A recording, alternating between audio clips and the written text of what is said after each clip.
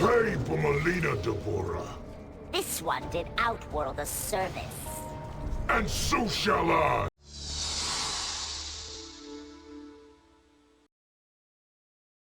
Ghostoftime1's note.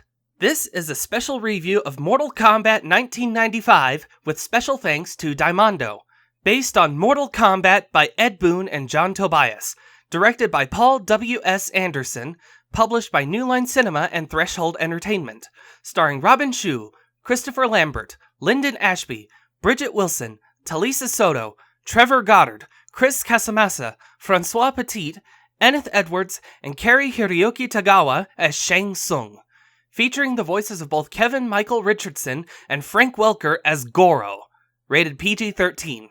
Special footage is taken from Mortal Kombat 11 for Nintendo Switch. Your brother's soul is mine.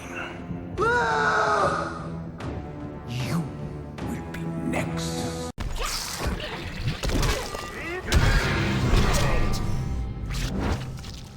It's official. You suck. Shao Kahn wins. You certainly seem to enjoy this brutality system. Why don't you give it a try? Think you'll like it. Are you ready to review Mortal Kombat, old friend? Oh boy, am I ever! And I have a lot to say about this film. And this is a film I watched in theaters back in 1995, way before Warner Brothers owned the rights to Mortal Kombat. And this film was made during a time where video game-based movies were at an all-time low. Super Mario Bros., Double Dragon, Street Fighter, all of them abysmal.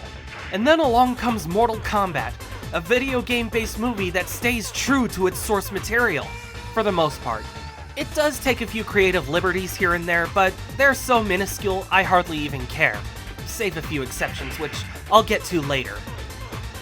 You've been chosen to defend the realm of Earth in a tournament called Mortal Kombat. True on that part, but let's explain the story. Sorcerer Shang Tsung is hosting the 10th Mortal Kombat on his private island representing Outworld. Should he come out victorious, his master, the Emperor Shao Kahn, will claim Earthrealm as his own. Standing opposed to Shang Tsung are the champions of Earthrealm. 3 particular warriors are under the guidance of the Thunder God Lord Raiden. Liu Kang, a former Shaolin monk hell-bent on avenging the death of his brother. Lieutenant Sonya Blade, a US Special Forces operative hunting the weapons-dealing scoundrel Kano. And Johnny Cage, a Hollywood big shot trying to prove that his skills are the real deal. It has begun! What I loved about the Mortal Kombat movie was that it felt like an expansion on the existing lore of the franchise. Sure, I enjoyed the story of the original trilogy, but I could tell the filmmakers wanted to showcase what Mortal Kombat is all about. It also borrows heavily from the Chinese martial arts films like Bruce Lee's Enter the Dragon. Likewise, the movie would end up having a huge influence on the video games. Take Kano, for instance. Originally, he was written as a Japanese-American fighter, but the late Trevor Goddard's portrayal in the movie was so good, the game developers rolled with it and made the character Australian. Goes to show how good acting can inspire people. Your soul is mine. Well, speaking of which, you know who stole the show. Cary-Hiroyuki Tagawa as Shang Tsung. While not as advanced a fighter as Liu Kang, he relies a lot on treachery and intimidation to gain the upper hand, not to mention he takes his victim's soul. But what amazes me is that Cary is the only actor to appear on Mortal Kombat Legacy and Mortal Kombat 11 as his respective character. That's a legacy worth cheering about. Shang Tsung is a great sorcerer. Wise to cultivate his favor. Nearly all the characters are bursting with personality, but we can't discuss Mortal Kombat without talking about the fighting. The choreography really hits the mark for the most part. The fight in Goro's dining hall isn't so great, but everything else really hit bullseye for me. My favorite fight in the whole movie is Johnny Cage vs. Scorpion, though Johnny vs. Goro is a close second, if only for how the fight actually starts.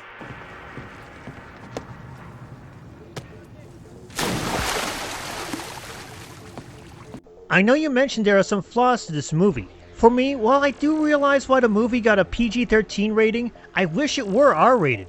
all just to replicate the gore and violence that the franchise is known for. At least the upcoming remake will do just that. I was never particularly bothered by the lack of blood and gore. The fighting looked brutal enough that I never really gave it much thought. Though, speaking of which, I have to confess that there are a few ways where this falls short of a flawless victory. Is that so, huh? Well, what's the main problem so far? Two things in particular stood out to me. For starters, the CG on Reptile is honestly really bad, even by 1995 standards. In no way do I get any sense of belief that a bright green lizard thing is crawling around. The second problem is really more subjective, but I really don't like how Scorpion and Sub-Zero are regulated as Shang Tsung's slaves. I understand time constraints, but come on! The rivalry is iconic!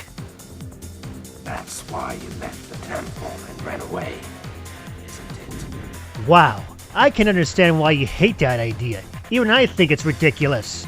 Now, on the flip side, I did wind up liking Raiden in this movie. Not just because he's Liu Kang's mentor, but I also liked his trickster-like personality. This is in contrast to the more recent takes on Raiden in the video games. I agree. The movie version of Raiden does give off that vibe of great wisdom, as any being of his status should have, but throughout the film, he also exhibits a sense of humor that his game counterpart heavily lacks. No doubt about it. Your soul is mine. So, before we wrap this up, there is something else I want to bring up. And what would that be, Ghost? The sheer amount of love that Mortal Kombat 11 shows for the movie. From intro dialogues to Easter eggs in the crypt, to Cary Tagawa reprising his role as Shang Tsung, even now, I'm still completely floored by the number of references. You're telling me. When future takes on classic franchises add in these nods, it does put a smile on my face, even if it is an Easter egg or a role reprisal. Alright. Let's dance.